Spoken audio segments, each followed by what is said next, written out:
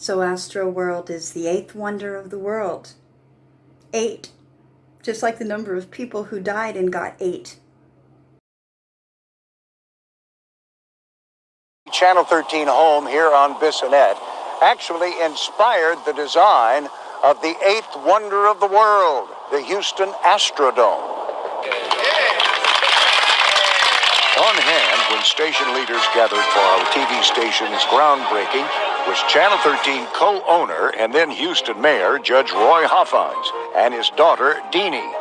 Houston architect Herman Lloyd was hired to design a state-of-the-art television station of tomorrow, today. We open to the public November 20th, 1961. This is KTRK-TV, the station of the future. The lobby and the main offices overlook a beautifully landscaped patio complete with palm trees and, yes, a pool. From this garden with its palms and grass and flowers, we invite you to enter the eastern side of the building, the entrance to the executive offices. Through the door, we see the brightly shining hallways. The lobby is a room designed for the public, where visitors may be directed to the various areas of this large building. But the creme de la creme of the building, its domed roof housing not one, but 2 full-size television studios. Here is what is regarded as one of the finest pair of telecasting studios in the world. A studio with one of the finest lighting installations in the world, enabling our crews to use lighting effects never before seen in this area, providing a glassed-in viewing room for the public and clients. A studio control room with revolutionary new electronic equipment for both video and audio control. And this building will stand as a promise to you to bring the best in this fascinating business of television. Channel 13's dome design fascinated Judge Hoffines. He had just secured a professional baseball franchise for Houston and dreamed of building the team a new indoor stadium.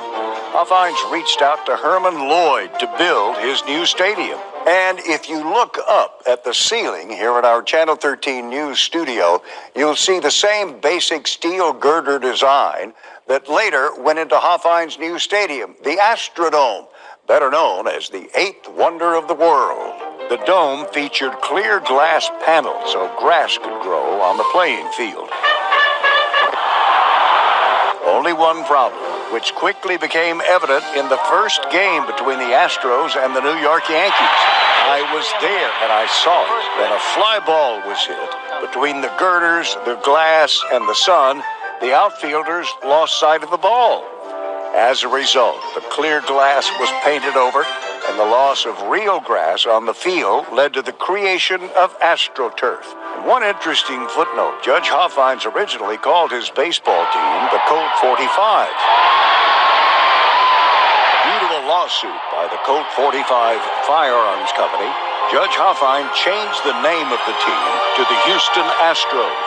Had the team been able to keep the name Colt 45s, the building might have been known as the Colt Dome, not the Astrodome. Just imagine. For ABC 13, I'm Dave Ward.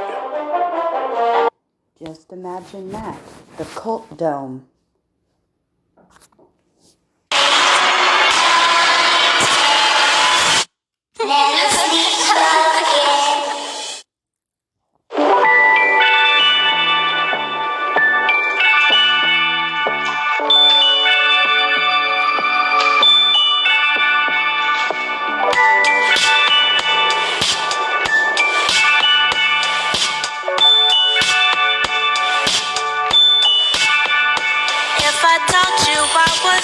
You probably label me a bug.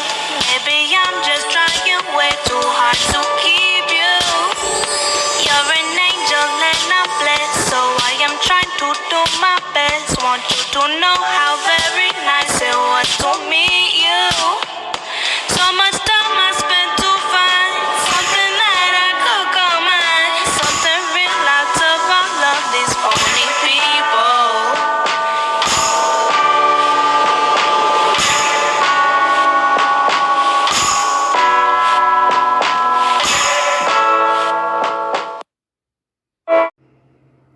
Now, slap my ass and call me silly, but this looks like a straight-up Moloch offering to me. straight into the mouth of the devil. If you guys are familiar with the story and who Moloch is, you know that people sacrificed young people, their children, so that they could have power. Seems to be that hour. Also, Kim, I didn't mean to say Kim. Oh dear, maybe that'll be next. But it makes sense that they weren't going to offer up their own children because Kylie is having another baby, and Chris just had her 66th birthday. So in order for somebody to stay, someone's got to go. Wouldn't you know?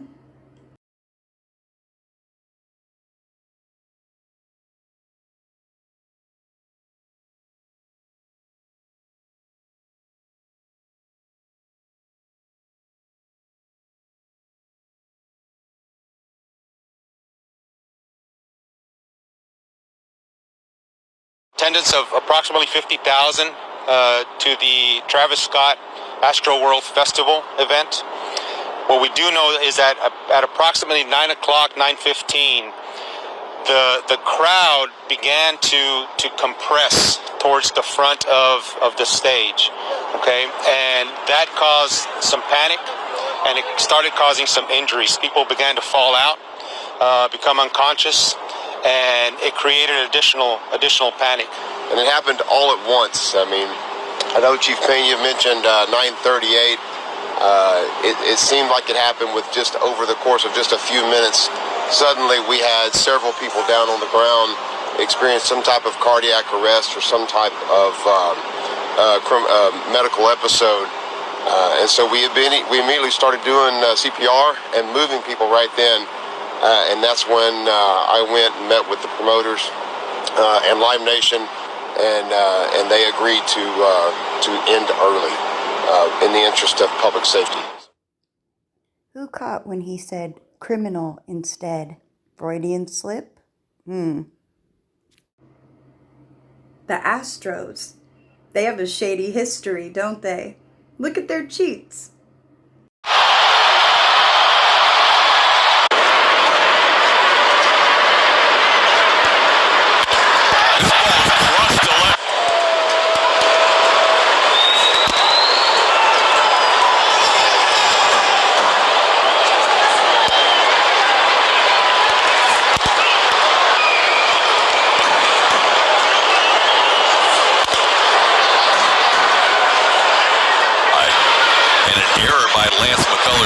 That's how the two runs have scored. President to left field.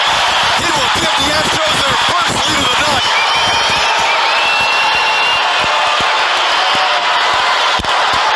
In the air to left center field. Well hit. That ball's down into the wall. They'll turn around second, heading to third. He is being way told. The relay throw is not in time. Tie game.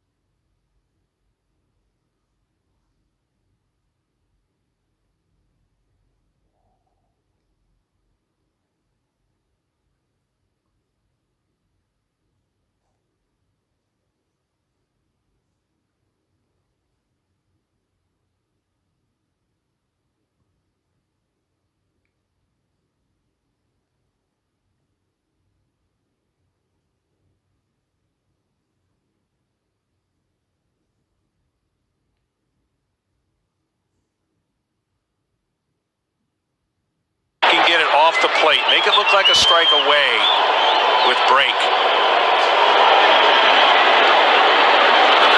That is smoked. It is gone. 1-0 Houston. AJ, what do you think of the allegations you guys were using whistles to try to gain some kind of advantage? Man, I'm glad you asked that question. And in reality, it's a joke. But, Major League Baseball does a lot to ensure the fairness of the game. There's people everywhere. If you go through the dugouts and the clubhouses and the hallways, there's like so many people around that are doing this. And then, when I get contacted about some questions about whistling, it made me laugh. Of what was originally reported in The Athletic, now we have a visual to go along with it, which is freaking awesome. And if the public and the internet is down, and then went for a triple. McCann does take the first in short stints, so he may face just McCann or might be in there for 2 out of 3. Astros down 2-1. Play in the 5th. Are you looking for him to make a mistake, or what are you hunting there? I don't know. I don't know what I was looking for. Maybe that pitch.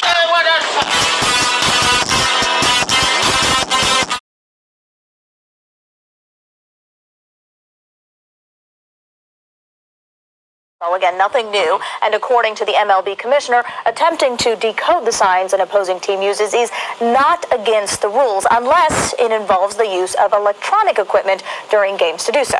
Chris Costa explains why this involving the Astros is different than all of the others. Here's how the scheme worked, according to the MLB's investigation. During home games, a camera in center field was being used to try to see the signs the opposing catcher was giving the pitcher. The live feed from that camera was transmitted to a monitor outside the Astros dugout.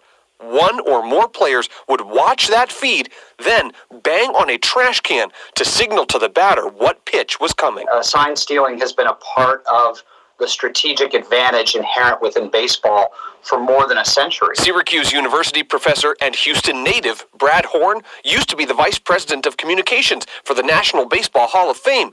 He believes this investigation reveals a systemic problem of cheating. It comes back to an ethical compass, and ultimately the Astros organization failed in this respect. He says it is standard practice in baseball for hitters to watch video of another player's at-bat, then face that same pitcher while the game is in progress, creating some blurred lines in the game. The question that they put to the test was simply, how far can we go, given all this technology at the resources, to do what's been a part of baseball culture for its entire existence.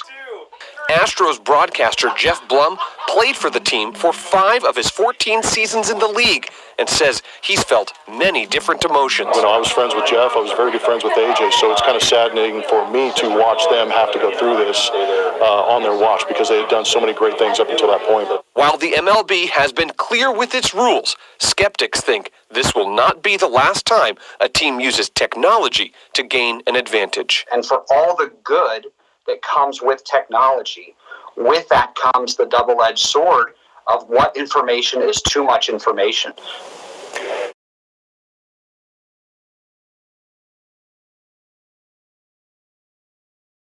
This period of time about the vaccines, all sorts of conspiracy theories. How did you deal with that, and how did you navigate that, and where do you feel the primary source of this sort of fake news was? How damaging was this to us?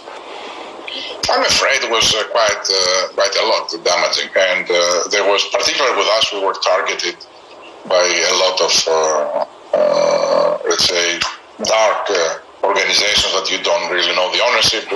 You suspect that there are some countries behind.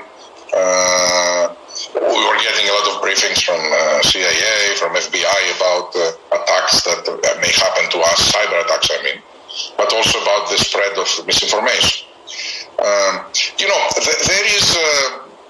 are two groups of people, right? There are the people that they are vaccinated, there are people that are skeptical about the vaccination, and both of them are afraid.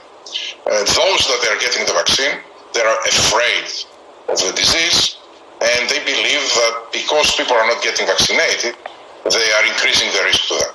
They are increasing the exposure. So they are, let's say, mad with them that they don't get the vaccine. Those that they don't get the vaccine, they're afraid of the vaccine. and they are met with the people that are pressing them to get it. And there is those I understand. They are very good people. They are decent people. That they have a fear, and I understand it, and they don't want to take chances. But there is a very small part of professionals which they circulate on purpose misinformation so that they will mislead those that they have concern. Those people are criminals. They're not bad people, they're criminals because they literally costed millions of lives. And should be treated as criminals as well, those who have done that.